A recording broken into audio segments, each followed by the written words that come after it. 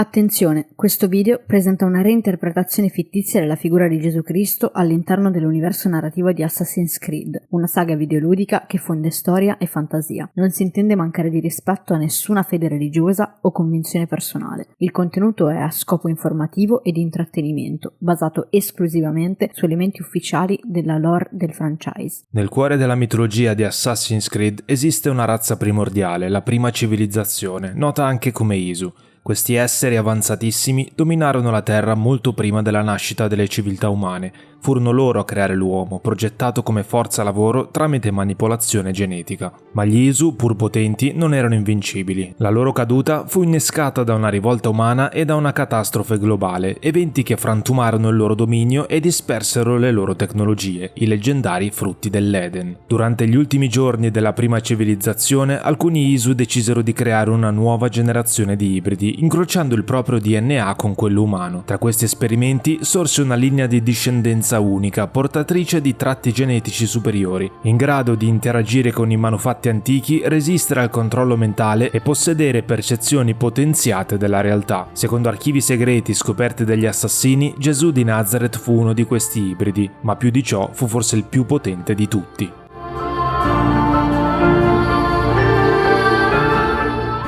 Gesù nacque in un contesto dominato dall'impero romano e profondamente influenzato dal pensiero greco e giudaico. I suoi genitori, Maria e Giuseppe, erano membri di una setta segreta legata ad antichi custodi della conoscenza Isu. Secondo alcuni documenti templari, Giuseppe faceva parte di un ordine proto-assassino, mentre Maria era una discendente diretta di una stirpe portatrice del DNA Isu. Fin dalla nascita, il bambino mostrò capacità straordinarie. Secondo alcuni resoconti contenuti in archivi dell'Abstergo, egli era in grado di percepire le emozioni, guarire ferite e persino comunicare con entità invisibili, fenomeni che la Chiesa avrebbe poi definito miracoli o segni divini, ma che oggi gli assassini interpretano come manifestazione delle sue origini Isu. Si racconta che da giovane Gesù abbia trovato un frutto dell'Eden nascosto sotto le rovine di un antico tempio Isu nei pressi di Nazareth. Questo artefatto, una sfera dorata in grado di manipolare la mente e la materia, fu il primo passo verso il destino che lo avrebbe trasformato in simbolo e minaccia per entrambe le grandi fazioni segrete dell'umanità. La predicazione di Gesù, almeno nella lettura degli assassini, non era una semplice dottrina religiosa, era un codice etico, una chiamata al risveglio. I suoi insegnamenti, centrati sul perdono, sull'amore per il prossimo, sull'uguaglianza e sul rifiuto dell'oppressione, avevano lo scopo di liberare la mente umana dalla schiavitù, sia spirituale che fisica.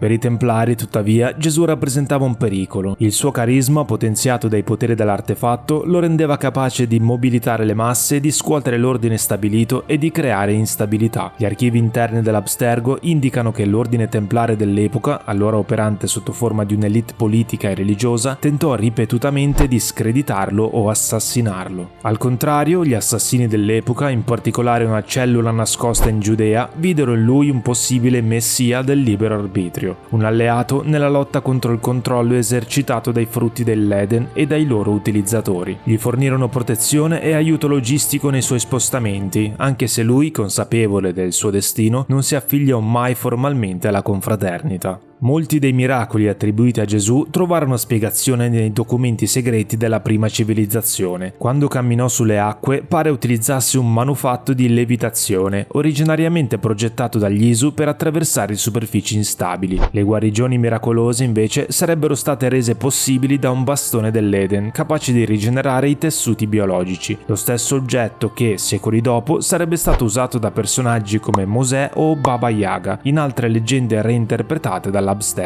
Il famoso episodio della trasfigurazione sul monte Tabor potrebbe essere stato invece un contatto diretto con un'intelligenza Isu residuale, una sorta di intelligenza artificiale o eco digitale sopravvissuta all'estinzione dei suoi creatori. Questo evento gli avrebbe rivelato la vera natura del conflitto cosmico tra libertà e controllo, tra assassini e templari, spingendolo a compiere il suo passo più estremo, il sacrificio consapevole. Secondo la narrazione cristiana, Giuda Iscariota tradì Gesù per 30 denari, ma secondo gli archivi criptati dell'Abstergo, Giuda fu manipolato da un templare infiltrato, o forse era egli stesso un iniziato, convinto che Gesù fosse troppo potente per essere lasciato libero. Giuda credeva che consegnarlo avrebbe evitato una guerra tra le due fazioni, però fu ingannato. Il processo a Gesù fu orchestrato da figure influenti all'interno dell'ordine templare romano, in collaborazione con autorità religiose corrotte. Era imperativo per loro eliminare l'ibrido prima che potesse svelare al mondo l'esistenza degli artefatti e l'origine della civiltà. La crocefissione rappresenta il momento chiave. Gesù sapeva della sua morte, ma non lottò. Secondo alcuni documenti rinvenuti nel santuario di Viana, egli era in contatto telepatico con un'intelligenza ISU che gli mostrò un futuro devastante in caso avesse continuato la lotta con violenza. Scelse quindi il sacrificio, un messaggio universale che sopravvivesse al tempo, in grado di ispirare le menti e ribellarsi non con la spada, ma con l'ideale. Ma Gesù non morì del tutto.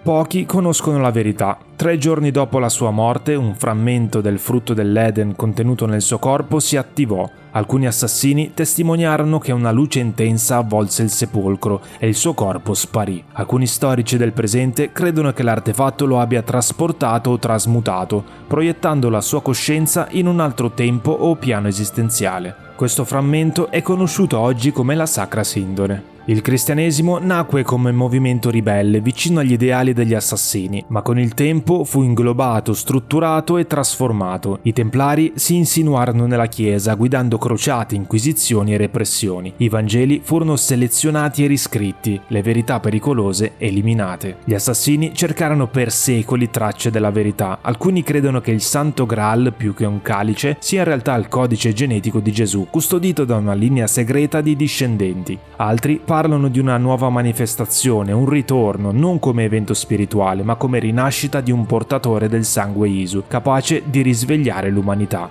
Nel XXI secolo l'Abstergo Industries ha intensificato le ricerche sugli eventi legati a Gesù, utilizzando l'Animus per accedere alla memoria genetica di individui antichi. Alcuni esperimenti sono falliti, altri invece sono ancora top secret.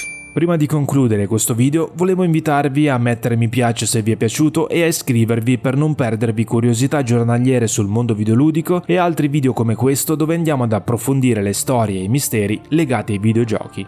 Nel cuore della guerra tra templari e assassini, Gesù rimane un enigma. Era un ibrido, un ribelle, un messia, un utilizzatore del frutto dell'Eden, forse tutte queste cose insieme. Ma ciò che conta per gli assassini è ciò che simboleggia, la forza di scegliere, di spezzare le catene non con la violenza cieca, ma con la conoscenza. Le sue parole sopravvivono come un eco in ogni recluta dell'ordine. La verità vi renderà liberi.